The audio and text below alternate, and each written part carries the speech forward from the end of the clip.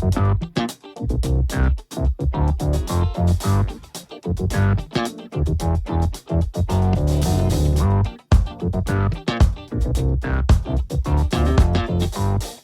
folks, and welcome to the Daily Ratings Podcast. It's a show where each week we'll sit down with Vincent Daly to get his thoughts on the latest movies he's been watching, both older films and new releases. And don't worry, there's no spoilers.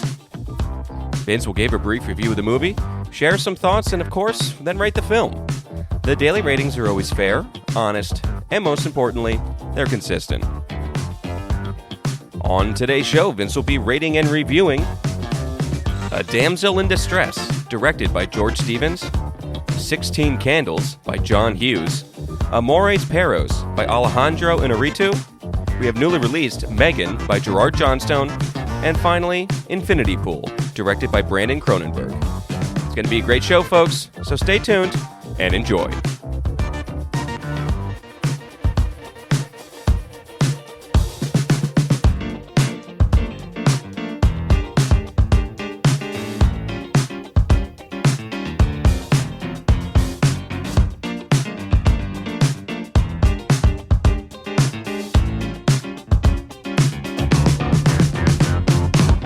Mr. Vincent Daly, how we doing, buddy? Thomas, how's it going? It's going okay on this end. How was your week of movies, man?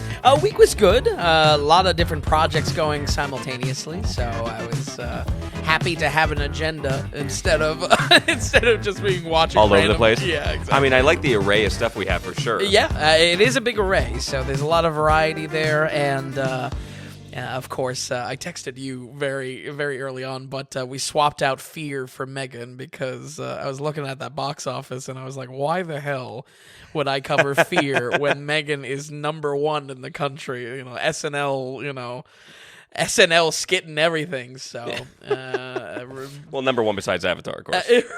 Right, yeah. That goes without saying. But, okay, so there is some sort of formula that you stuck to this week because we have a little old. We have, what are we working on? Of course, Fred Astaire February is back in force. We're starting a little bit early because we have, next week, we're going to be doing the Shyamalan special, or not special, but the Shyamalan It's kind of film week. study. Yeah, exactly.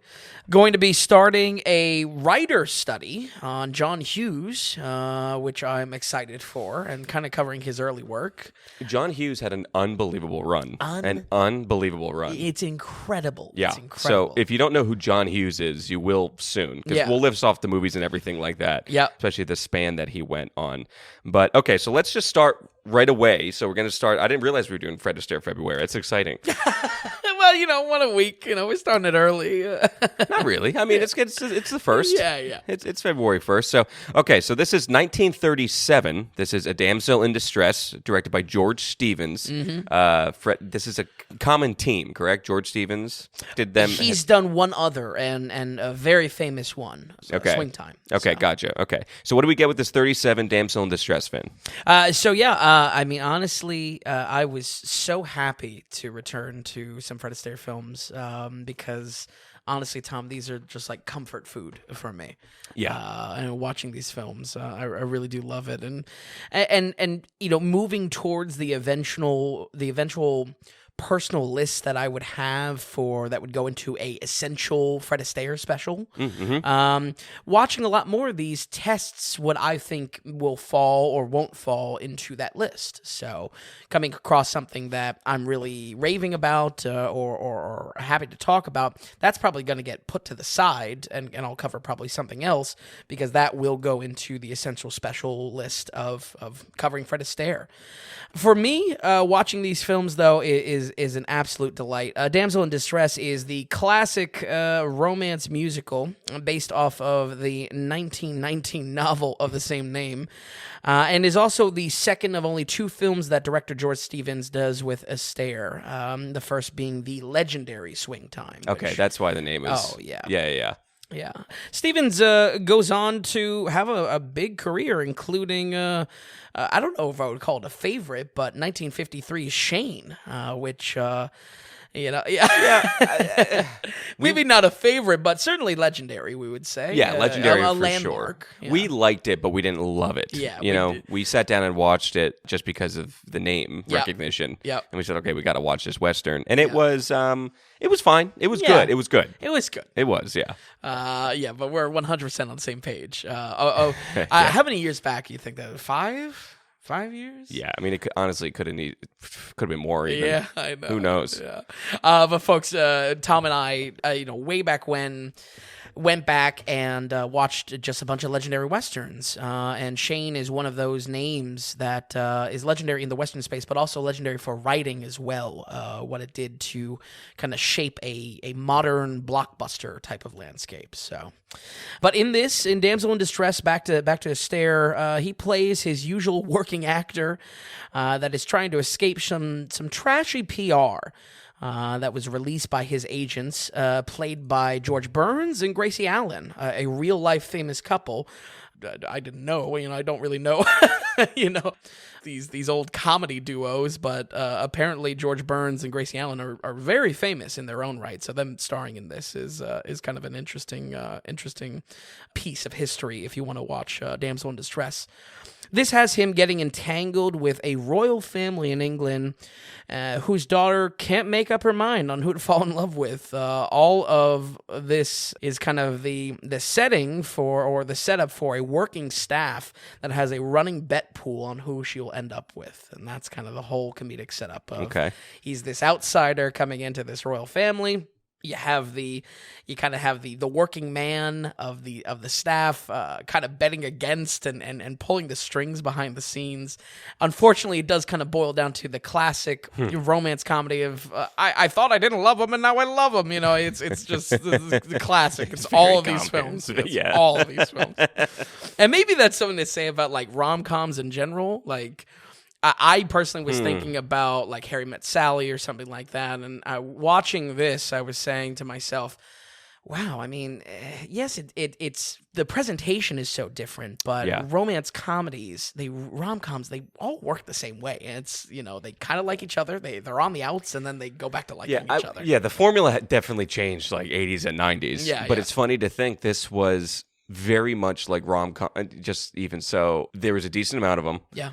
They all were kind of the same, especially back then, and exactly what we have now. Some hit, and then some are just god-awful, and some just get lost in the shuffle, basically. Yeah. And Fred Astaire is in all over that, basically. Absolutely. It is kind of funny, though. But it's funny how each thing stand out, with Swing Time or Top Hat. I forget if you really like Top Hat or not. I love Top Hat. Okay, all right. I don't think it's the best. Top Hat a lot of the times is like referred to as his top work. It's very good. Yeah. Very good. So now in 30s, he did so many movies like in such a short span, especially in the 30s. He did multiple in 36, 37, then he's doing 38, 39. Would this be considered middle? This is early career still, correct? Yeah, I would say this is still early career. Maybe the 40s is the mids, 50s, late 50s is when he's kind of getting... Yeah, there's also a break that he has in the 50s, I believe, and then he comes back in early 60s, which actually last year we covered some of those, like Funny Face and whatnot. And he was like, he the came famous back. I'm done with dancing type of thing. And his body was kind of failing him, right? I believe so, yes. I believe so. As a lot of extreme tap dancers and dancers in general, your body is not going to hold up. Yeah.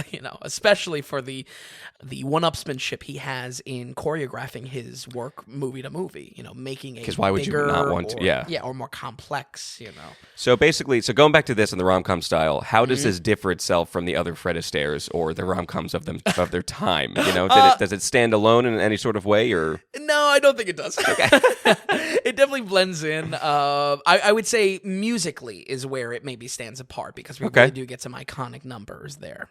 One thing that I think maybe lets this fall a little bit below some of the Astaire films we talked about, just to give kind of perspective, there's a lot of jokes here that I personally just didn't really understand. I don't know if we probably talked about this in private, but it's interesting watching some of these films sometimes, how they refer to events like any comedy would use, current events. Something that always makes me laugh is when they say a joke about the Great War being that it's going to be the last war. And little do we know, World War II is around the corner. And so stuff like that is funny. I can get that, and there's almost an appreciation as well. Certain jokes here, though, I just didn't understand the historical context. One of them being righto. Anytime someone said righto, like righto, that was like left open and for a laugh. Yeah, like a huge laugh. Like it was really like put out there. So I don't know if that was like slang. So righto wasn't used of just like, oh, I'll be there at 5 tonight. Oh, righto. Yeah, exactly. But it's just, it was seen as maybe like low class, maybe, or I don't know. Wait, but in that example I just gave, right? Hey, I'll be there at 5. Oh, yeah. Righto. Right. It was not used like that. Oh, no, it is used like that. Or more in a British way, like, righto, cheerio, Okay. And it was just... What's confusing about that, though? I don't... I think I've used righto in my life before. No, not the use of the word. The fact that the play on screen, the joke on screen was that was unacceptable. That was almost unfathomable that these characters were using. And I was just like, okay. I mean, if anything, I'm with you. I'm like, what's the problem? I don't understand. There was also just the premise of them betting on who the daughter is going to end up with also is a little weird. I mean, it's funny, and it gets funnier as it goes on, but initially it was just like, what is this? What is going on? So the comedy wasn't landing as well as it usually does. Did it hold up 90 years later? Or 85 years later? Right. But other things I think hold up a lot with these movies. But my focus in watching these films is, again, looking at Fred Astaire as an actor and as a choreographer, and how he is engaging and building his dance numbers in these musical comedies. And just like last year, I really want to end with highlighting a couple of the notable music and dance numbers. I would say the song Stiff Upper Lip has a great sequence that uses many pieces of a funhouse in a sort of comedic dance, which is new. We don't really see jokes being a part of the dance number for Astaire and crew, and this was also a great highlight for Burns and Allen as a real-life couple to kind of interact in a fun, playful way and really utilize the funhouse mirrors and slides and collapsing stairs and all this stuff. A very creative dance number.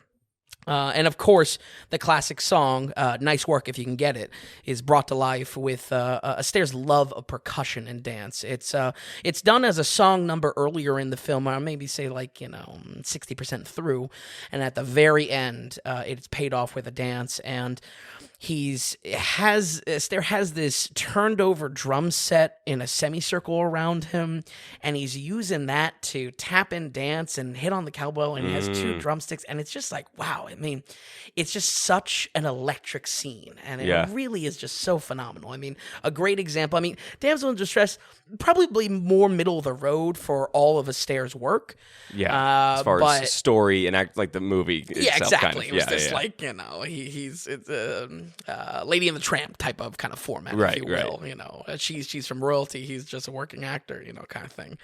But what was so great about it is that even to the very last moment, Astaire was putting his all into this choreography, and like with all things, when I'm watching these films, I'm watching to see what he's doing to progress, to invent creative scenes, and to the very last moments of the film, it's right there. I mean, he's just such a creative powerhouse, and Nice Work If You Can Get It, a very iconic song. He was able to bring that to life, in the end number. And it won one Oscar, the film. Oh, really? And it won for Best Dance Direction. And the guy who did it was Hermes Pan or something like that, Hermes Pan. But it was for Funhouse. Oh, really? Mm-hmm. That it's a very big scene. Funhouse dance. Yeah. Stiff Upper Lip is the song number. And I mean, it's a lot to coordinate.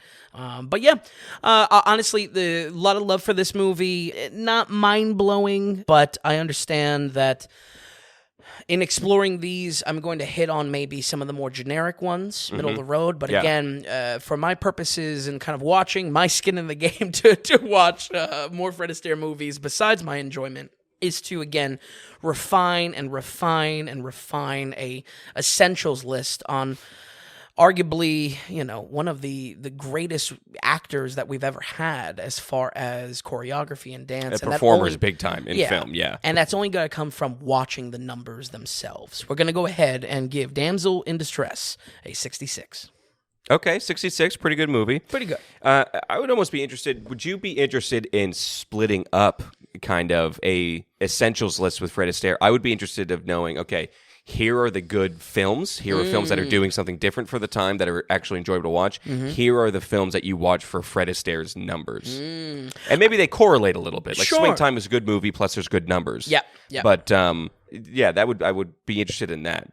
Yeah, I think the good news, at least for what I'm kind of exploring with the draft of the Essential Special, right, is, I mean, honestly, the good ones that have good numbers are usually the ones that have good stories. They're correlation, well. they're correlated. Exactly. Yeah, it does kind of follow through there, and they do kind of escape the the inconsequential antics of just like I'm not in love, now I'm in love type of stuff. So. All right, so that's 66% with The Damsel in Distress. That was 37. We're jumping ahead to 1984. This is 16 Candles. And again, this is what we're starting with the John Hughes study. Yes. Now, John Hughes wrote and directed this. Yeah. But he's really known as like a powerhouse writer. Yes. So, do you have the list in front of you? Do you want me to go ahead and kind of run through them? I mean, why don't you go through them? Because it really is. It's almost mind-blowing how much he has a hand in. So this is not all of them. He does have some that, I don't want to say stinkers, but some that just don't stick out like some of the others. I'm specifically going to be focusing on his kind of foundational works in the 80s, which, again, he kind of writes and directs most of them. Yeah, there's big boys and big boys. So let's start back. So in 83, he started with Mr. Mom, which is kind of his first. And apparently a good movie. I've never seen it. And it wasn't a horrible box office bomb or anything like that. But Mr. Mom, he did a short story, National Lampoon's Vacation. Yep. Okay, 16 Candles, very which we're interweaved covering. with that brand, too. Right. Then The Breakfast Club, National Lampoon's European Vacation, Weird Science, Pretty in Pink, Ferris Bueller's Day Off. He does Some Kind of Wonderful, which, okay. But in the same year, he does Planes, Trains, and Automobiles. Then he does The Great Outdoors. He does Uncle Buck. He does National Lampoon's Christmas Vacation. He does Home Alone. I mean, that right there. I mean, to have that long of a streak of movies. And then it just then the end cap is Home Alone, a colossal I wouldn't success. call not end cap. I mean, and yes, that's kind of his massive run. I mean, in the 80s, he's on fire. I mean, doing multiple unbelievable hits a year. But in the 90s, very Home Alone centric. He does Home Alone 2 and everything like that. He does movies like Dennis the Menace and the Beethoven movies. Right. But things he did, 96, he does 101 Dalmatians, and then he does Flubber in 97 as well. Wow, he did Flubber? He did Flubber. Oh, man. And then after that is when it kind of goes downhill. That's when he's doing like Beethoven the Third or something like that, Beethoven, other stuff. Yeah. And he passed away in 2009, unfortunately. Like, he was only 59 when he died. Oh, really? Oh, wow. But this is who we're dealing with. I mean that a juggernaut. That run when you're going Breakfast Club, National Lampoon, Weird Science, Pretty in Pink, Ferris Bueller. I mean, Planes, Trains, Automobiles. It's unreal. Exactly. So, much like we did with the Zucker Abrams writing study, I wanted to do another writing study, and I was trying to maybe align it with February. A lot of these are rom-coms, and we're going to be focusing a lot on those like 80s rom-com heartthrob type of movies, and 16 Candles, I mean, really fits it. It fits the bill. If anything, I was watching this movie, it is such a blueprint for movies to come, like Superbad, Easy A. Oh, yeah. These type of teen raunchy comedies. He's very good at them. 16 Candles, I mean, wow, it feels like, I mean, obviously it's a throwback with all the music and whatnot, but it feels right out of one of those films. Yeah, definitely. Clone. So why start with this? So you started with this and not Mr. Mom. Was there a specific reason? Like, what do we do with the film studies? Is it just going to kind of be hit some milestones, hit some of the big boys? No, it's going to be just the initial work of these kind of 80s kind of rom-coms. So I'm going to be doing 16 Candles, Breakfast Club, Weird Science, Pretty in Pink, and then... Okay, so strictly with that romance, not just the comedy of him. Yeah. Okay, romance related. And even skipping some of the National Lampoon stuff, and probably ending with Ferris Bueller's, because I legitimately love the movie.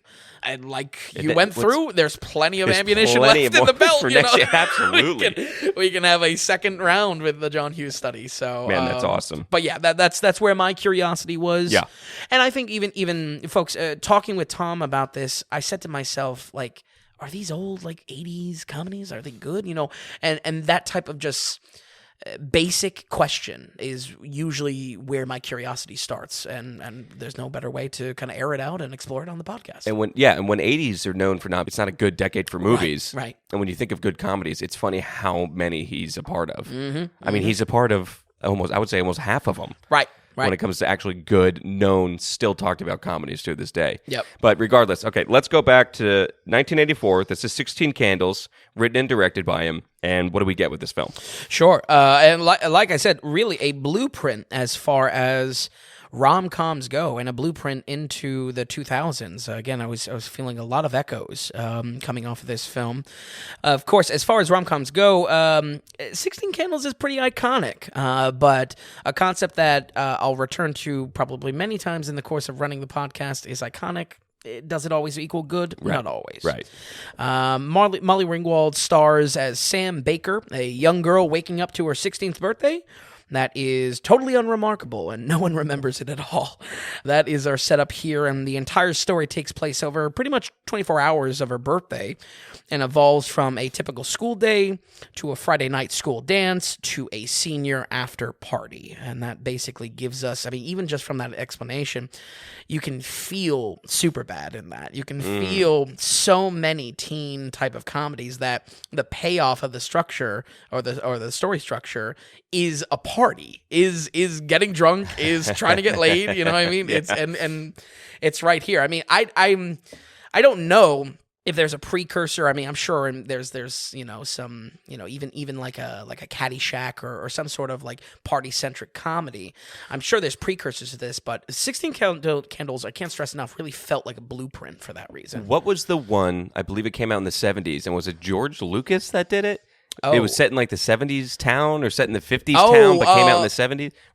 Was it Ridgemount High? No. You're thinking of. We covered it on the podcast. I know. Why can't I think of it? Was it not Lucas? Yeah, it's totally Lucas. It's I thought it was Fast Times at Ridgemount High or something like that. That'd be amazing if George Lucas did that. Wow. Why can't I think of this? American Graffiti? Yes. Different though. Okay. All right. American Graffiti. That's kids, right? It is kids, but when you watch it, it does not have the skeleton of what feels like a modern, teen comedy. Okay. This, I mean, really felt like you could probably watch it in a back-to-back with Superbad, believe it or not. Like, really, like, identical. Be a good doubleheader. Or Easy A, maybe more so for the girl perspective of it. So, but yeah, as far as that type of setup, there's a lot of enjoyment there. There are so many young actors, including a very young John Cusack, Cusey boy. Yeah. I'm aware. I mean, he's like a child, a literal child. I'm aware of him. And a lot of minor roles that you just see and you're like, oh, wow. So I think that as well is kind of a base curiosity I have with a lot of these movies. Yeah. Of course, Pretty in Pink has James Spader and things like that, and I want to see a couple of those. Yeah. So John Cusack was a pleasant surprise, despite us shitting on him. But I can't understate enough how much this is a platform for Molly Ringwald, and she's honestly great in this. Besides her red locks, she really does remind me of Emma Stone in 2010's Easy A, for the structure, for how jokes are set up, for how kind of self-deprecating comedy is. And you can see this role will be a blueprint moving forward, as I've mentioned already. When it comes to Ringwald, what I was so fascinated with is that she does these movies. She's in Pretty in Pink. She's in Breakfast Club. Right. And then it's kind of like nowhere. Does she fall off the map? Yeah, she kind of just falls off the map, which is just surprising. I thought after seeing this, I see why she got other type of roles, no less with Hughes. But I was just kind of surprised that it didn't go anywhere. I wonder if somebody else took her position, basically. Yeah. I wonder if another young actress came up and it was better, or just started getting the parts. And it happens with actresses specifically as well. It happens with it happens with actors as well. Sure. But it might just be somebody might have just swooped in, stole her thunder. Yeah, another red-haired. But yeah, much raunchier than I expected. This film earns its rated R rating in the first 15 minutes. Rated R? Yeah, I think it's rated PG, I'm seeing. PG? No way. I mean, it makes sense. I think this is With the ratings back then? Yeah, well, yeah, maybe. I mean, my notes were, I have specifically like, how was this presented as a teen comedy? But I guess we're going back. We don't know. Well, don't forget, Jaws, I think, is rated PG. Right. So we're in the Wild West of yes, the MPAA. But Hughes, I would say his writing here, his comedic writing, can honestly be seen a mile away. You see it in the family presentation, just in this premise of her birthday being forgotten. The first, when she wakes up, the entire family is getting ready. They're fighting for time in the bathroom. It's right out of Home Alone. Yeah, he has this style. I mean, it really, like, the clouds parted, and I saw all of John Hughes' work at once, and it was all in a get-up and a wake-up sequence. So, but yeah, it really is interesting for that reason, and I gotta say, right out of the gate, I was very happy to watch this because it scratches that itch. Why I do these kind of director writing studies is I like seeing the progression, and I could see it right out of the gate. So, folks at home, if you follow along at all in watching movies with me, I think this one is going to be a fascinating one to unpack for that reason, because you really see Hughes kind of just knows what works in his films, and maybe that's a point of... And from the get-go, he just runs with it. Yeah. Maybe that's a point that he... I don't know, kind of gets stale in his own work. I mean, maybe it's derivative at a certain point. When you get into Dennis the Menace and Home Alone 3, right. Yeah, it starts to lose its luster a little bit. Yeah. But yeah, very, very something, very iconic, and again, just fascinating to watch. I will say, in some criticism to this film, I really did like this film a lot. Mm-hmm. There was some not too cool comedy in here. Believe it or not, there's some really out of pocket Chinese jokes out of nowhere. I think the movie does a good job to give explanation to that. Why I think this was at least acceptable is that I think the movie does a good job at casting an innocent light around it. These are snot-nosed kids. Yeah, teens. They're all insensitive. They're all raunchy. You know what I mean? Yeah, they're not definitely meant to be paragons of politically correctness. But yeah, a very unique soundtrack as well. I would say we are dangerously close to a Suicide Squad syndrome, Triple S. That there is a near constant barrage of licensed music. Is the idea that it's moving? Like, it's the movie very fast paced. There's constant motion, like literally just with masses of people talking. Sure. Yeah. To school party, to after party. Yeah, right. Absolutely. Right. And it's snappy enough on its own. I'm really 50-50 on this because I think I enjoyed the soundtrack. It's very 80s, but it was enjoyably 80s. It kind of chooses unique music. It's not just your top hits. They're very unique kind of deep cuts, if you will. Right. When it comes to the use of it, that's where I'm in conflict with it, because ultimately it was just a barrage of just song after song. Yeah. It's like, all right, I don't know. I mean, let it just kind of... I don't know if they were scared like the kids couldn't act or deliver the comedy without punchlines. I think it was a product of movies back then, like rom-coms a little bit back then, and you could say it still is now. Sure. But I feel like I'm very curious as we go through John Hughes' films. Mm-hmm. Are we just going to get this over and over and over again? Exactly. Maybe an aspect you don't love. Yeah. So it could just be a thing of him, Yeah. Some did play into the actual punchline of jokes themselves. There's they play the Godfather theme a couple times as a joke setup. So I would say it gets a slight pass, but it hits you over the head a little bit, though. Yeah. It's very in your face. and if it wasn't for the unique choices of the tracks, I think I'd be a lot more critical on it. Honestly, you 100% you can see how this was a supercharged film on release. And you can, just honestly, you watch the first 15, 20 minutes, you can feel why it was so iconic. It really captures an electricity at the time. But like I opened up with, that doesn't necessarily save the film from criticism, and this one seriously is dated in parts. So I don't regret watching it at all, and you can definitely see how Hughes is a mastermind.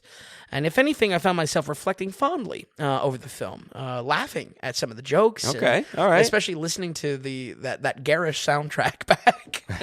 I was finding myself almost like kind of craving a weird rewatch of it. Wow. Yeah. So I think it was interesting, but more than anything, my takeaway with 16 Candles is that this movie is a precursor for much better things to come. We're going to go ahead and give 16 Candles a 69. Okay, 69, good movie. Yeah, I'm excited to see where these all land as we go through them. Yeah. You know, because, I mean, he's got some heavy hitters coming up that we're going to follow. Absolutely. So I love it. I mean, and that's kind of cool. Like you said, it hits so many beats of modern day stuff. That's great that almost approaching 40 years later, it's still really hitting in a modern way. Yep. You know, and it would be kind of cool to do a doubleheader of this and more modern, like an Easy A or something like that. Right. Or Super Bad or the plethora of ones that we have now. Right. Yeah. But okay, 16 Candles with the 69% from John Hughes. That's awesome.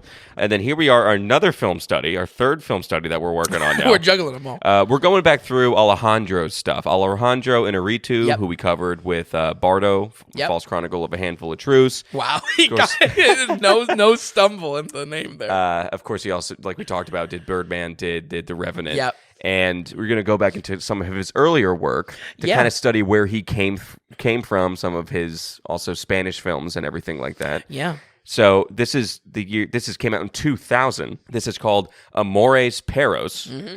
And what do we get? So why do we start here? And what are we getting here with an early kind of Alejandro? Sure. And yeah, so much of his work I want to cover because it's a perfect like 5 movies that I've not watched. It scratches the itch in the sense that I'll have watched everything that he's ever done now. Right. After tackling these films, it was kind of a light bulb moment because 2 of his films we would have as must watches on the website. So I mean, I'm really curious about his foundational work, Spanish or not. So I love that idea. It's very much going back through like Bong Joon-ho or something like that. Exactly. There's something good. Let's see what's leading up to it. Just real quick, this is kind of his first motion picture. Yes, like very the other ones first. are shorts or something like that. Bingo. Okay. First feature that would be there for him. Okay, So. gotcha. The title here translates to Dog's Love, but has kind of a negative spin to it. It conveys a bitter, painful love, and in my research, I found this film referred to as Love's a Bitch. So let me tell you, this was a perfect choice to kick off February. So here's our bitter romance, and when it comes to some of the setup of this film is very ambitious. It juggles a almost Pulp Fiction-like storytelling that we have kind of 3 different groups of characters that are juggled and then kind of cross paths in between. Okay. If that tracks, kind of what I'm saying with Pulp Fiction. Yeah, no, absolutely.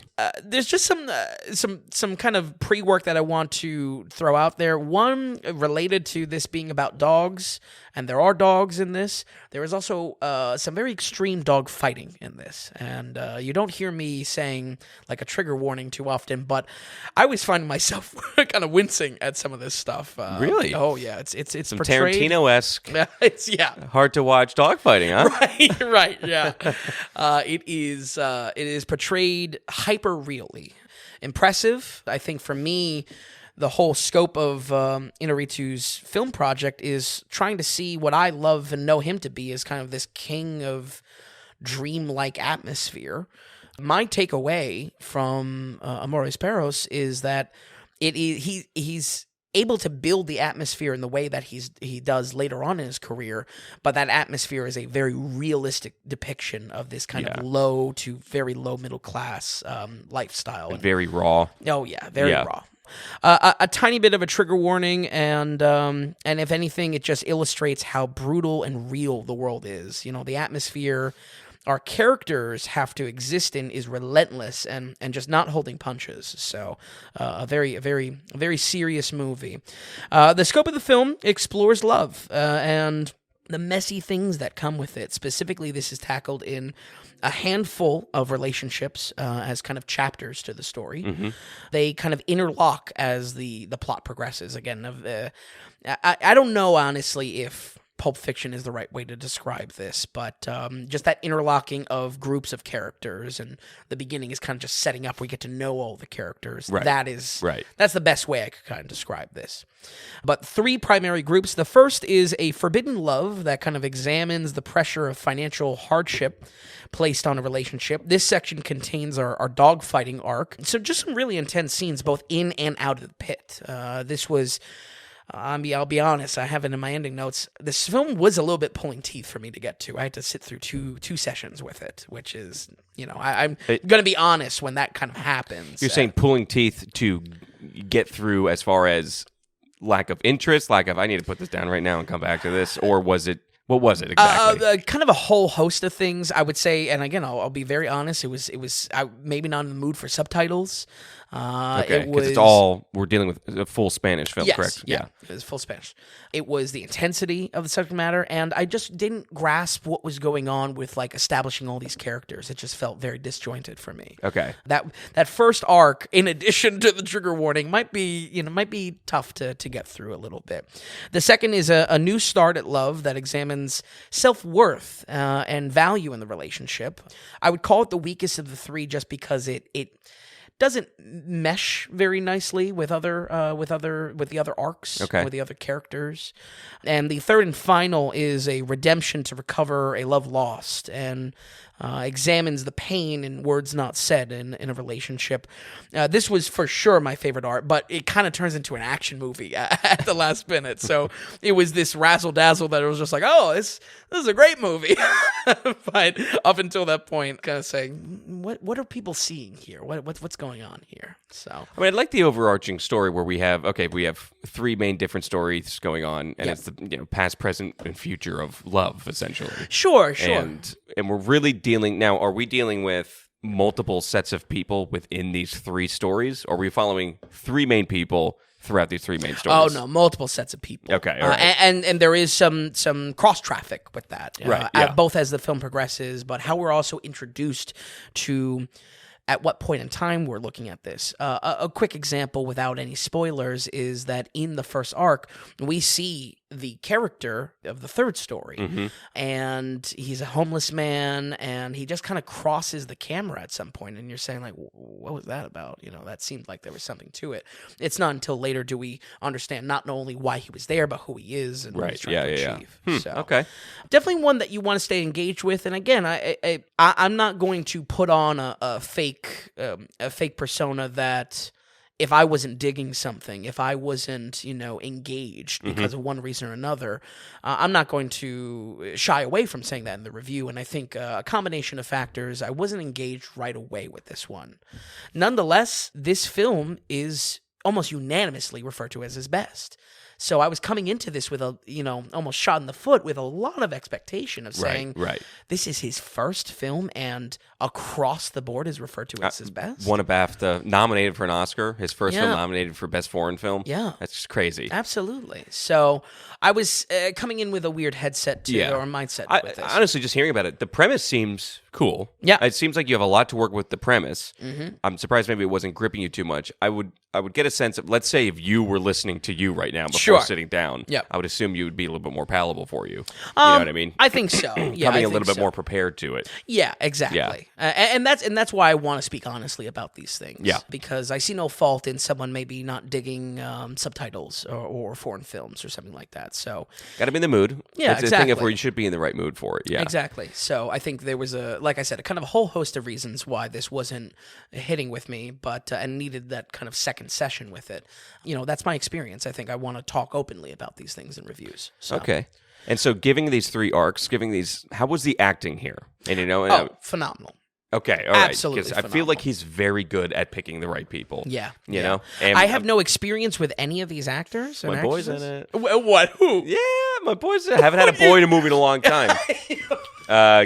Gael Garcia Bernal.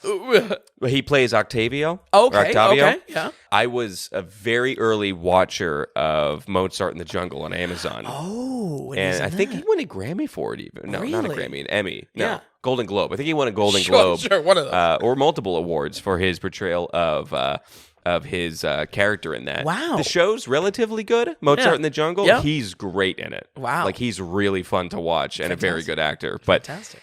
so I always knew about that. Now it's funny because I forgot about this movie, but I totally remember looking into it and almost watched it back when I was watching Mozart in the Jungle for Garcia Bernal. That's great. But it's good to hear that the acting is carrying through. Yeah. And is there a arc that drops off because of acting, or it's all just very solid? You know? I think it's more so a game that anyone that watches this is going to have a preference. You know, just with there being a 3-part structure, you're going to prefer one over the other. Absolutely, yeah. Much like kind of an anthology type of film or a short film compilation type of thing. So how are we split exactly? Do we get directly thirds? Okay, but cool. Again, it all ties in. You know, you'll be watching a scene in the second arc or the second study of love, and you'll see something happen, or there's a consequence of the first or even the third that kind of comes into play. And that's where this Tarantino type of storytelling is coming into play. It's very untraditional and it's very interwoven. You know what I mean? There's an understanding the script has of its characters from a 10,000-foot view, basically. Yep. Honestly, and the presentation is what I love the most about this film. I personally found the editing and the layering of these stories to be the best part of the film. Slowly characters populate the film and parallel storylines emerge. You know, this really creates its own reality to the film. And this interlaced stories give meaning and context to other events. So again, while you're watching this, that first hour, there's a lot of hanging threads that could be frustrating for the viewer to watch and say, what's going on? In addition, maybe to a language barrier. Right, yeah. But eventually, it's all called back to, and it's all tied together, and that's very satisfying. And in that way, believe the hype for this film. It is a masterful type of film that is able to understand what it's going after so well and tie that together, even though at first it's like, well, where's this going? Yeah, right. Having that structure used within a love story is impressive. It's not really like a romance. I mean, it is romantic in a lot of ways and studies love, but it's very bitter. Almost every story is around heartbreak in some way.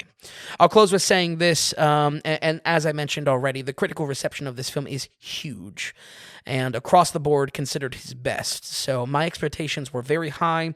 Speaking honestly, there was a while watching this film, and maybe just for that first session with it, that I had a little trouble understanding the hype while the pieces were being set up. Eventually, though, the threads converge and it comes together in the end in a very big way.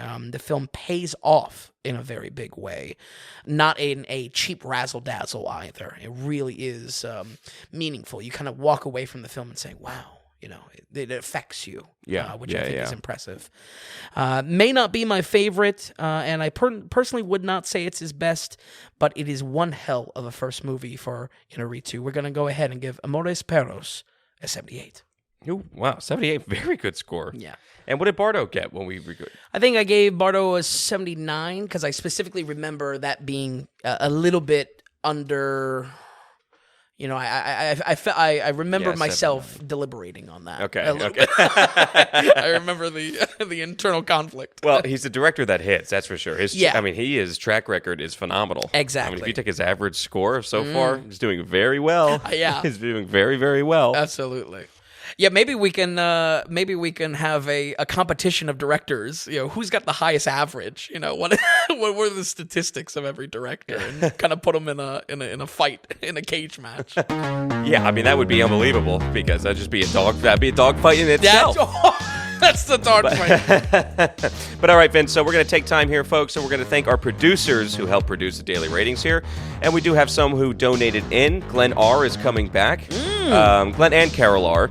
And Glenn wrote, "Greetings, Vinny and Thomas. As you know, we have been avid listeners since the beginning of the show. It's only getting better week after week and month after month. Wonderful to hear. Really enjoyed the last episode. You have had me laughing thinking of two grown men and a bottle of Jameson on a Saturday night taking in an action flick such as Puss in Boots in the theater." And it was a blast.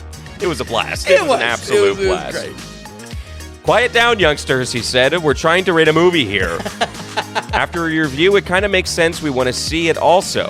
Thought it was somewhat ironic that the producer last week, Brandon, wanted children's movies, and lo and behold, there it is. Look at that. I'm a mind reader. My question, as has been in the past, is when will there be more comedies reviewed? Vinny, I think you rated maybe 5 comedies in the last 68 episodes. I realize you mentioned several episodes ago that comedies are hard to rate, but I'm hoping you will get your feet wet in the comedy pool. Not interested in rom-coms, but just as a flat-out comedies he's looking for here. Yep. What's that? Did somebody say Will Ferrell February? Sounds great. Would love for the two of you to bump up the percentage of comedy movies in the catalog, and especially reviews by you, Vinny. Keep up the good work. Waiting patiently, Glenn and Carol are. Man. Between that thing you do, maybe that thing you do, I gotta find some thread to tie that. I still would love some more comedies in there. Yeah? You're concerned about it, and I wouldn't be. I think Sure. you should watch it. How did you feel about it? That's what we're here for. Yeah. And I do agree that there is a separation between rom-coms and just coms. You know what I mean? Which we don't have a lot of. Yeah, I think rom-coms, there's quite a bit. But, Rom-coms were definitely growing. But yeah, straight comedies, yeah, that's where. But I mean, I brought it up in the Damsel in Distress review. It's like I don't know. How do you judge a joke in 1939 or 1937? You know, it's experience of the tough. film, really. Yeah, and by the way, some of them are great and hold true and can just last through time. Sure. I mean, look at 16 Candles. Hey, like some of the stuff That didn't is hit, true. but a lot of it kind of kept through, and it's just as fresh as it is today. And I could see where it was appropriate as well. You know, I mean, I guess maybe navigating that is seeing, okay, does the film kind of earn making maybe a joke that doesn't land? But still, we're watching in the here and now. We always say we're watching in the here and now. You know what I mean? And does a comedy hit? Does it not? When you watch it, how you enjoying it? Yeah, you know. yeah. You know, and that's why I think it would be good to hit at some of the classics. I do. Yeah. We'll see. You know me. I love my Wedding Crashers. Wedding Crashers is a classic. Maybe that's what I gotta do. It's because in the 2000s there's so much. Dodgeball came up as well. Oh my the God, other day. I love Dodgeball. Exactly. So I think that could be the focus. We'll see. We could do an early April Fools. We could do. You could do a 2000 to 2010 comedy run. Yeah. Just some of those, you know. It'd be a lot of, honestly, more than 5, or not that it has to be 5, but It could be a slow film study. Yeah. One a week, one every other week, or something like that. Throw in a comedy once in a while. But I agree, we could do some more comedies. Yeah. God knows we have to, we got 2 horrors coming up still. But Glenn and Carol they say they're waiting patiently, and they donated $50 this week. Wow. So Wonderful. They donated multiple times now. We thank you so much for being a producer of the Daily Ratings. Folks, if you want to be a producer, you go to thedailyratings.com and you head to the donations tab. So just like Glenn and Carol did this time, you can write in a note, set in a donation of whatever amount you want. It's a value for value. Are you finding the show in the website valuable? Like what I said last week, did we make you laugh? Are you watching a movie that you wouldn't have otherwise? Are you scratching some movies off your list? Is that any value to you? Sure. You put a number to it. You go to thedailyratings.com, and again, write in a note. We'll read it right here. So we thank you so much. Glenn and Carol, you are producers of the Daily Ratings, executive producers of episode 68. Once again, thank you so much. With that, we're going to go to our new release. He tried to stay away, folks. I tried to run for the hills. And he couldn't. He came crawling back. I couldn't believe the midweek text that I got. This is M3GAN. This is M3GAN. This is the somewhat new now horror film. It's still in theaters. Yeah. Technically, it came out in 2022, but it came out in wide release in January, early January. So it's still in theaters now. It's doing relatively well. Not Avatar well, but for a January release, a horror film no less, it's doing pretty well. Lord knows we love to say it. This is Blumhouse schlock.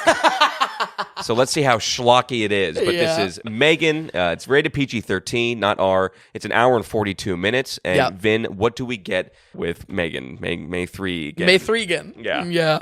M3GAN is very, very generic, but yeah, like I opened up in the beginning of the episode, there is. I was going to cover Fear, which is just doing terrible, tanking critically, box office wise. Yeah. And I said to myself, if I'm going to watch something bad, I might as well watch something that has a freaking SNL sketch behind it. You know what I mean? It's that popular. It's true. No, that's a good way to look at it. Yeah. So, chatting with my family, it was, despite my best effort to avoid Blumhouse horror, that I rant and rave about. There is a real Blumhouse horror that is, the biggest movie here, so duty calls. It is doing surprisingly well, too. Yeah, exactly. For a Blumhouse flick, for January horror, it's doing quite well. Yeah. They're falling into it. M3GAN is a new high-tech android prototype for a toy company that boasts wild capabilities. Much more than a talking doll, she has an adaptive AI brain, a host of robotic abilities, and most of all, pairs perfectly with its user's devices. And then when I say the user's devices, that means anything from a fictional Alexa in the home to smart light bulbs to your computer to anything under the sun, basically. When M3GAN's creator and paired child user are at the peak of integrating her into their family, the capabilities of the doll turn for a horrific spin. If this toy horror premise sounds washed out, well, that's because it is. It's all been there, done that. I mean, seriously, if I had to bet a high-tech spin on Chucky's from Child's Play reaching any sort of popularity, any degree of success, I would have lost big on this because I would have bet serious that no way would this movie be popular. But I guess that's why I'm not making the big bucks in Hollywood. Or nonetheless, Blumhouse. I'm not a Blumhouse exec. Originality, I think, is the real problem here. Every single moment of the movie is telegraphed so clearly as set up that I almost didn't have to watch the film. I mean, honestly, the day that I don't watch a film and try to review it is the day the podcast ends. I mean, you folks, you have my heartfelt promise that is my integrity, that I will never review a film without watching it 100% It'll just through. You'll host and I'll do Tommy Two Shoes. That's it. Exactly. But this film, I mean, I'm not joking here. I could have not watched the film and reviewed it. I mean, it is that predictable.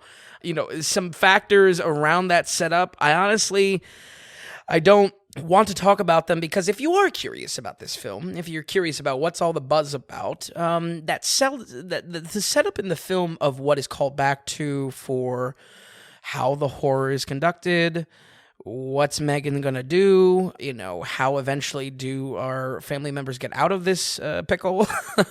It's so clear that I don't want to go into it too much because that's one of the few subtle joys is seeing it all kind of unpack in this film. As far as the pool of mediocrity, I can't really point to the director here. There's too limited experience. Yeah, it does like TV stuff or just not a lot of projects at all. Yeah, exactly. But I can absolutely point to the writing, though. Director James Wan and Akela Cooper. Akela Cooper, there we go.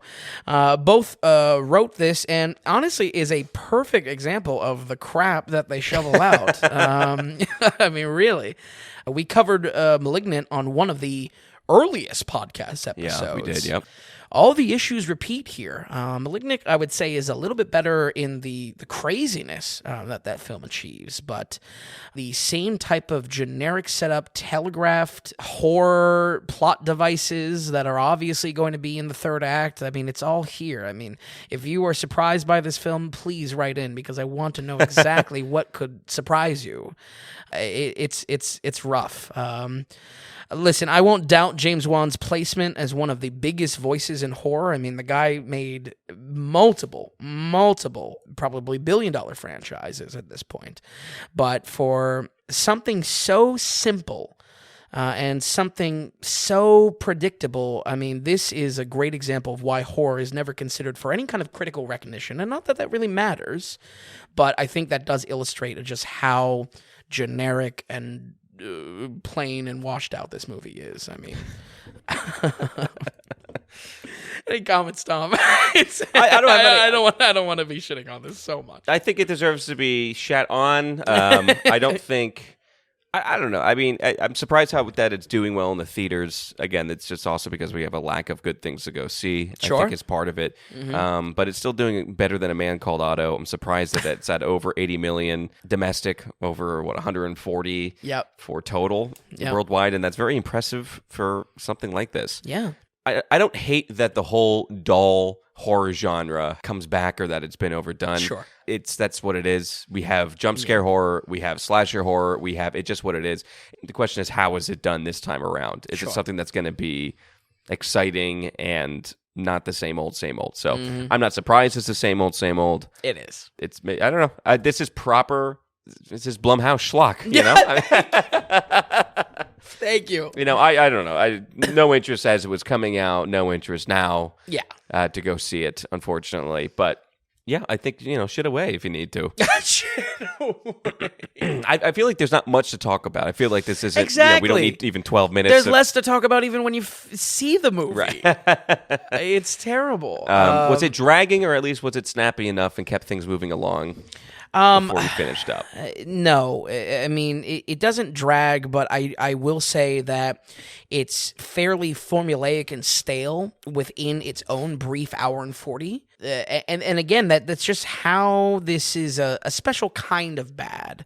It's a special kind of bad because of just how predictable it is. You could just see the writing on the wall when something is given even a second of focus. It's either going to come back in the third act as exactly how you would expect it to be, right? Or even the setup as well with M3GAN and the writing on the wall of, I guess, the forebodingness of, okay, we know it's going to go bad. Right. Why are we connecting her to all the things and what, she has so much user access and all this stuff. It's like, I don't know. Is it not? I feel like horror is one of the most predictable. Sure. But then again, we also have a lot of bad horrors, so maybe it just goes in that pot. Absolutely. I think, predictability is just one element, but yeah. Like any uniqueness, how did the doll look? How did the act, because they used a real kind of like kid actor, actress. Then they did a voice for her. Yes. But like, did it look good? Did it look like a weird, creepy robot doll? Creepy in some ways, comedic in others, as all of James Wan's properties kind of dip into a little bit of comedy at some point. Okay. The funny dance of the doll that has kind of gone viral is definitely part of that. Yeah, I gotta be honest. The silicone face, it's intentionally meant to look a little bad because this is a prototype. Right. It is meant to definitely look a little bit uncanny valley because it's supposed to creep you out. Yeah, definitely. So normal criticisms that I would throw at practical effects or something like that, all intentional here. So a little bit hard to talk about, That's if fair. that makes sense. That's fair. Yeah, absolutely. Bottom line, did I find M3GAN scary? No. Because it's a PG-13 movie. Right.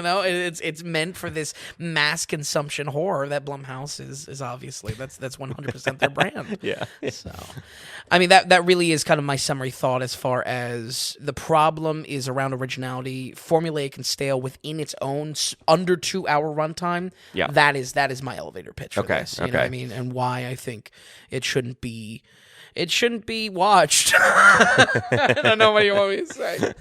I think the story for the film M3GAN is told in the phrase right place, right time. Little to no competition in the box office for its genre, and praise on the fear of the audience fresh off their new smart devices received for the holiday season. We're going to go ahead and give M3GAN a 25. Wow, way worse than I thought. Yeah. Way worse. Yeah. And you're just annoyed by it. 25 is bad. And I really want to be honest here. It's not because of my expectations going into this. This is really judging the film on its own merits. And again, where does originality play into it? If this is all washed out, this has all been there, done that, what kind of electricity do I have to recommend something and say, oh, you got to see this? Yeah. No, we've all seen it before. Right, yeah. Wow, okay. So annoyed with the film for the most part. For the most part. I would disagree with you for one thing. Sure. I kind of agree with you. It's doing good at the box office, as we just said, because there's not much out there, kind of. Mm-hmm. However, what is out there besides Avatar is a lot of BS. We covered Skinamarink. We covered other kind of missing stuff or mystery things like Missing and whatever the other one was. I forget. So there is stuff as far as other horror stuff, which we're about to get to. True. But I just, for some reason, this is striking a chord with people. I don't know. Maybe it's the 94% critic rating it has on Rotten Tomatoes. Is 94%. Unbelievable. 94%. Unreal.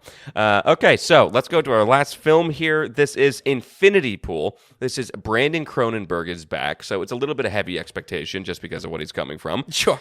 We covered. Boy, they get a lot of coverage, don't they? The Cronenbergs. I don't know if many people have heard about this. We covered one of Brandon Cronenberg's stuff. Yes, Possessor. Yeah, he's right there with his dad making horror films. This stars Alexander Skarsgård. And what is the storyline here? And is it refreshing, new, and good in any ways? I don't know if I have an answer on the story side, but it is definitely refreshing and new, and a doozy of a film. I mean, this one was a challenge to even write the review. It was very hard not to talk about some of the more spoilery sides of this, but I'm going to try my best, and hopefully I can kind of give some good brackets around the film, because I think this film could also benefit from a little bit of, I don't know, a heads up of what you should be focusing on in this film to maybe avoid frustration and saying, what the hell is this? You know what I mean? Okay, it's a little all over the place. Not all over the place, just very out there. Okay, so it's Cronenberg-y. Yeah, it's Cronenberg. It's Cronenberg. He follows in his dad's footsteps. So we covered Possessor not too long ago with some decent praise. 63 we gave that. Back again with Brandon both writing and directing on his third feature film. I don't think the film has the same problems as Possessor. Possessor's problem was just kind of, you grew numb to the hyper-violence. There was just so much hyper-violence that you just kind of like, it glazes over at a certain point, even though it gets more and more crazy. But it does highlight my frustration I have with his kind of minimal, bare-bones world building, which I think is, again, a hard issue because he is writing and directing here. So definitely a lot of vision, but I just feel like a second hand in there just to refine some elements would really go a long way. Okay. This one's a doozy, so strap in. Infinity Pool is a psychedelic sci-fi thriller horror that stars primarily Alexander Skarsgård and Mia Goth, both coming off of their A24 stint. And our setting is really key to the whole experience as we focus on a fictional island country that holds a luxury resort, and that luxury resort is our setting. I'll put a pin in that luxury resort just for now. Skarsgård is a struggling writer and staying there with his girlfriend when he gets tangled into a friend group that bewitches them into reckless actions, and that's led by Mia Goth's character. In ways, it was kind of interesting because the film kind of captures a story of when you're on vacation as a couple, you kind of link up with other couples and maybe party with them or something like that. That was what this setup was. Those kind of shenanigans, though, get him into a lot of trouble. And when he is given an ultimatum for committing a crime drunk, Skarsgård has to choose between death and a surreal, tortured existence, and it's out there that will leave him kind of mentally deranged, and that mental derangement is definitely the tone of this film. This film is very manic. This film is very hedonistic. The film is kind of all about no bars to doing what you want to do, and I'm on vacation, and that's taken to such an extreme, and I really mean an extreme. Do you know where the idea came for this film? No. It came from, I believe, like nightmares that Brandon Cronenberg had. Really? Mm-hmm. Yeah. Interesting. Wow. Well, that has me analyzing the doozy that this film is, but yeah. And I'll be honest, this film, like I said, was kind of a lot to try to write the review for, and so really, I actually had several kind of aha moments as well in reflecting over it. Okay, saying, oh, wow, so this film definitely has you thinking. Yeah, definitely has you consumed, scratching your head afterwards as well. Yeah. So, and some of that I think does play into real criticism. I think he kind of drops the ball with world building in ways that his father does not. Interesting. But, So we're stuck on this fake island at this resort, basically. Yep. And so we're really heavily on what is going on with these characters. Yeah, what is going on with the resort? And just crazy stuff. Yes. Again, I don't want to give spoilers, but for sure. There's a central technology, just like there was in Possessor, that defines the whole film. That central technology is barely explored, but my issue with it is that the suspension of disbelief, like what you have to do to put that stuff to the back burner and just focus on what the story and the film actually wants to focus on, which is partying and have a wild time, is such mental gymnastics. I can't let it go. It is insane that they throw this out here, that this country, this third world, resort island has access to this, and that the story is not about it and does very little to nothing to explain it. It's outrageous. So you're meant to just forget about that then. It's a shame because just play ball on it is very much play ball and have a wild time. Okay, yeah. So, but yeah, it's a hard movie to unpack, because it intentionally leaves a lot to the audience's imagination without a lot of answers. And hopefully I can give an idea of what that kind of, what to tune into. I would say, going back to that pin, tune into the resort itself. The resort really is the whole focus of the story. And this was kind of an aha moment. There were moments and things that the resort, the management of the resort, did that I thought were just kind of like background noise, but upon reflection and kind of understanding it a lot more, that is very important to what the whole point of the film is. Hey, I like that. That's he's very there is strategy behind it. It's not let's just do a bunch of crazy crap, throw it at the screen. No, yeah, this is thought out quite a bit. Yeah. This is not just spectacle for spectacle's sake. Or anything like that. In that's respectable in itself. Right. When it comes to kind of the game, it's interesting. This resort is letting these people kind of explore the darkest of their fantasies, and I think the game is figuring out just how complicit the resort is in all of this. Okay, let me get into the tech, because it's hard not to focus on. Much like Possessor, again, there's this key technology that is the crux of the whole movie, and it's frustrating because it's the only sci-fi element in the film, so it obviously is spotlit. This is portrayed as a sci-fi for that reason. It just does little than that, as such a critical plot device is left to a background element. And I would say what it is, if it wasn't one of the coolest elements of the film. I mean, it is really like horrific and it's awesome, but I can't take that away from a first watching experience of Infinity Pool, because it is something else. I would say you contrast this with his father's work. David Cronenberg, his films are taking like a central technology like that and exploring it through the story. Right. Crimes of the Future, exploring what's going on with this wrong evolution through man. Videodrome, exploring what this TV-centric world, hyper-centric world, it does for these characters. Unfortunately, that's not here. I think my issue is that the hook of the whole movie falls on the shoulders of a plot device that has next to nothing to explore through it. I just think the suspension of disbelief is just way too large. Okay, I would imagine I would put money on this. Every single viewer of this film will have the same questions, and none of those questions will get answered because it's all around this. So, that slip into how he pays for his crime and what he chooses instead of death, that is, again, the psychedelic elements, the surreal elements, and the horror elements are all connected to this, and unfortunately it's kind of left at the side. I did love the film's performances, though. Okay. Absolutely love the performances here. Wow, Mia Goth. I haven't seen the X movies or X and Pearl, and it's kind of its own little universe, I guess. Okay, all right. Phenomenal in this. Okay, she's so good in this. Up and coming, I'm sure. Yeah. She balances this kind of manic performance that can be admittedly annoying and grating at times, but flawless in how this character needs to be, and that is really an amazing antagonist. just like so fantastic.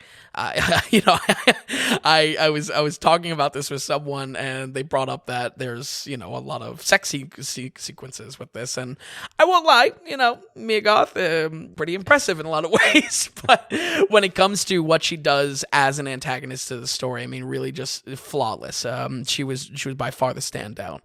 Okay, even over Alexander Skarsgård. Yep, absolutely. Skarsgård is good and brings a lot of range that we just kind of didn't see in the recent Northman. Okay. In his role there. But yeah, Mia Goth definitely stole the show, and definitely stole the show from the entire crew of the resort regulars, the couples that they're linking up with on, that kind of, couples on the vacation or on the cruise. And I just really just love how far that was pushed into the true insanity of the plot points, that the things that this crew does. It goes from, hey, let's drink on the beach, to I mean, true insanity. So, folks, it's a gorgeous looking film with a great style tuned in through fooling the audience on multiple levels. And I can say it's a bit style over substance, but the film challenged me and had me thinking about it almost near constantly since I saw it, no less for having to write the review. It was this and 16 Candles. Let me talk about it. I don't know where my head was at this week. But, I think reflecting on it, if you do watch it, understand that it will kind of take a little bit to have the aha moment, and I definitely grew to appreciate it more. But for this score, I am also considering that it takes a little bit to get that aha. I'm not letting some of my issues go with the film, because I think there are some answers or some questions that just don't get answered. That impact, that shock, it is something else, and this film is shocking in a lot of ways. I think I'm excited to see what else Brandon can do, and I'm excited to see what audience reactions are to such an out there film, no less put into a wide release. We're going to go ahead and give Infinity Pool a 70 on the dot. Okay, 7. That's a pretty good score. Oh, yeah. And better than Possessor, too. Yeah, it's something that's going to have you thinking, and like you said, you need to work with it. You need to pay attention. Yeah. You need to be a part of it, dig in, and kind of because I'm sure the more you watch and pay attention, the better it's actually going to be. Yeah. Maybe some things will be answered for you. Exactly. Because those are the areas that there are answers. Yeah. You know what I mean? Will you be returning to this again a second or third time, and can you expect it to get better as you watch it more? I think so. I think maybe we'll get one more rewatch. Beyond that, I don't know, because it's also very weird. It's okay. And also very intense. It's about 2 hours long. This one is rated R. And okay, wow, okay, it's 70%, and it just came out. I don't know how many theaters it's in. I think it's a full wide release. Oh, okay, all right. Yeah. So hopefully it's out for a bit. It might kick M3GAN off as far as one can only some hope. horror stuff in the coming weeks. So I think it had a limited release. Yeah, talk about its polar first week opposite. Yeah. I mean, there was predictability, and then there was I couldn't predict Absolute it bonkers. even watching the film. So Okay, Vince. So looking at our film studies coming up here, anything you want to touch on, or we rolling credits here? Just excited for the M. Night Shyamalan week. Really, the structure here. Yeah. Time crunch wise, I'm thinking, Shyamalan's such an out there director, such a mixed bag. So I'm thinking the structure is too good, too bad, and then Knock at the Cabin Door is kind of the coin flip. Because we talked about that. You were really unsure of how you wanted to tackle his movies. And I've been talking to some producers of the show as well, Matt D specifically, and it's hard to tackle because Shyamalan has so many eras of really good to tremendously bad. Yeah. So what do you cover in this kind of week? I think what I've settled on, even talking to a whole slew of people, is, again, I don't know what side of the coin Knock at the Cabin's going to be. So let's take some of the good, some of the bad, and see. I where like it that falls. a lot. I really like that. Yeah. I think that's a good one. Yeah. I like that. So stay tuned next week, folks, for the film study of M. Night Shyamalan Ding Dong. A PA boy. Awesome, Vin, thank you so Keystone raised. True, I forgot about that. Vin, thank you so much for watching these films. Thanks for stopping by here. Folks at home, we'll run it down one more time. We have A Damsel in Distress with a 66%. 16 Candles with a 69, Amores Perros with a 78, M3GAN with a 25, and Infinity Pool with a 70%. Folks, we thank you so much for listening, and we'll see you next week on the Daily Ratings Podcast.